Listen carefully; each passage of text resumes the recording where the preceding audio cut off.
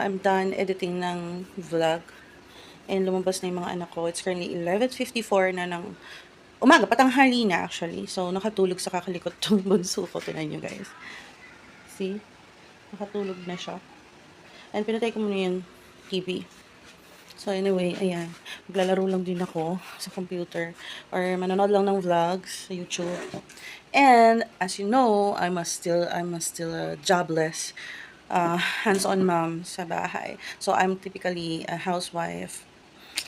So, ayun. Pero nakakamiss pa rin na magtrabaho outside. So, I'm just trying to apply BPO.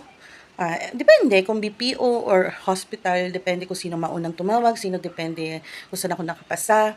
Basta may job or may work. Kasi ang hirap nung walang sariling income. Ayoko umasa sa parents ko. Ayoko rin umasa sa partner ko. Kasi yung partner ko is hindi siya ganun ka-good. Wala siyang good income or stable income. What I mean is, hindi siya good provider pa. Okay, hindi ko sinisira yung partner ko. Hindi pa siya ganun ka-good provider sa amin. Ang dami niya pang binabayar ng loan, utang dito, utang doon, which is, utang niya na yon bago pa kami dumating sa buhay niya. Tapos may mga utang pa siya na utang namin na pambili ng diaper and gatas. Yun, binabayaran niya pa rin yun. So, yun lang guys. See you. So, 4:28 na, andito ko sa kubo-kubo ng friend ko. Siya ang one and only best friend ko. So, dito sa likod yun ng unit namin. Isa sa mga pinaupahan namin. Yan, sa likod nun kasi parang gubat, parang gano'n. So, nagtayo sila dito ng kubo. Yan, ito dito. Maliit lang to. So, ito yung salas. So, yan. Maganda naman ang panahon, pero 4:29 na, so, kaya madilim. Ngayon, uwi na rin ako sa bahay. So, nagkamusta lang kami.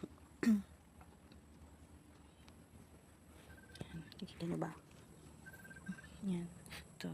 Nga! Nga! Aray ko. Good morning guys. It's 9:07 in the morning. Good morning guys. So it's Sunday today.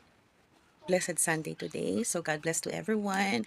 Have a nice day to everyone. Have a safe trip sa mga gustong umalis or nagbabalak umalis ngayong Sunday. So it's actually a family day, diba? Every Sunday, especially kaming mga Pinoy, every Sunday is a family day. So yan, kakain kami ng breakfast ng sabay-sabay. Like, parang kung may mga relatives ka na nasa ibang lugar na bibisita sa'yo every Sunday, yun, yung mga kaugalian ng Pinoy. So, since yung parents ko is nakatira at nakastay pa rin sa Manila at kami ng mga anak ko is nag-move na dito sa Pampanga. Almost 14 to 15 years na kami dito. And I'm so happy and glad na mas na-adapt ko pa yung buhay probinsya. And mas gusto ko sa buhay probinsya than Maynila. Although nasa Maynila yung more opportunity, big salary. Kasi sa probinsya, ang daming trabaho din dito kasi city na to eh. Kaya lang, maliit lang talaga ang sweldo kasi provincial rate. Although yung mga bilihin dito, foreign rate. Kasi sobrang mahal ng cost of living dito sa Pampanga, as you know. Kasi isa to sa mga tourist tourist attraction. Tapos ang dami ng mga turista dito na nag-build ng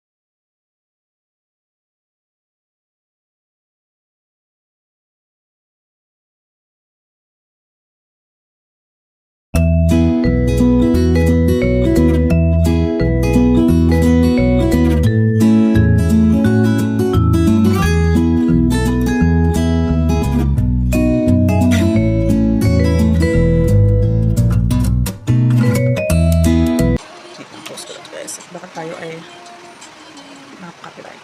So yan, kung naririnig nyo guys, napakalakas pa rin ang ulan. 3:10 a.m. na guys. Mulat-mulat ako. So ang haba nga ng idlip ko. So pinabantayan ko talaga. Pakita ko sa inyo guys. Yung binabantayan ko. Yan, kung nakikita nyo yung floor. Sobrang labit. Ayan o, dito sa gilid guys. Nakikita nyo. Ayan o, yung mga baha. Ayan. Kita nyo. Yun yung guys. Tapos ito, tinaas ko kasi naman na si Manang nakataan. Pati yung bunso, yung pangalawang nakataan. Kasama ko. And then,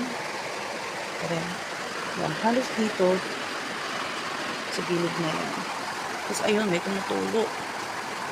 Doon sa dulo.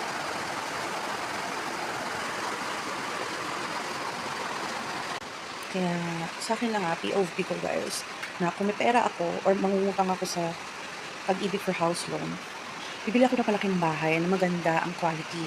Kahit kahit papagbayaran ko yung pinag-utangan ko ng paghihirap ko talaga yung pagbabayad nun. Kasi ito, 15,000 per month, guys. Maliit na bungalow lang. Pang ano lang to, starter ng isang pamilyang nag-uumpisa. Like, 2, 4. And it's not worth it, yung 15,000 pesos mo kasi from the start, ang daming mga sira dito na nabutan na namin. Yung inidoro, may mga crack, pinalitan namin. Siyempre, magkano yung isang pirasong inidoro. Tapos itong ceiling na to, nakadalawang beses kami palit dyan. Kung magkano ang plywood Diba? Mahal na ngayon ng mga materials sa hardware. Tapos ito, nabulok yung pinasok kami ng ahas 2 beses. No? So, magkano yung pinto yan? Nasa around 5,000 something. Ito naman, niremedyohan lang namin ngayon. Bago yung hamba niyan. O, hindi na naman masara, maayos. Hindi na ilalak. Saan yung dirty kitchen? So, umiikot-ikot ako dito nag-rounds. Tapos naka-aircon pa kami ngayon, guys. Kasi kahit umuulan, sobrang maalinsangan. Just checking. Yung mga nalalanap dito. Ang liit ng slugs. Ang cute. Tapos may mga pumapasok na what? Like mga uod. Wow, ang liit ng slugs, guys. Look. Ang liit ng slugs. Kita niyo ba? Ang cute, ang liit niya. Yung kamay ko, ang liit. All goods pa. Pero dito talaga, ito dapat bantayan kasi dito nagsisimula. Diba, para akong ano dito. Ayan yung umaagos, guys. Ayan yung wow. Ano umaagos? Kita nyo ba? All the way dun. So, which is good kasi yung ibang tubig pumunta doon, guys. Lumalabas pusa. So, mag-aalis lang ako ng tubig, guys, para hindi sila naiipon. Para hindi nagbabahag ng sobra dito, guys. So, yun lang. Update ko kayo mamaya. Mga nagutom. 1:18 na ng madaling araw. Nanonood ng MMK si Manang. Tapos kami manonood ng Final Destination. Ching! Kakain kami ng Lucky Me Bulalo. Ba? O yung cook. Yan, ang sarap. Kakain na.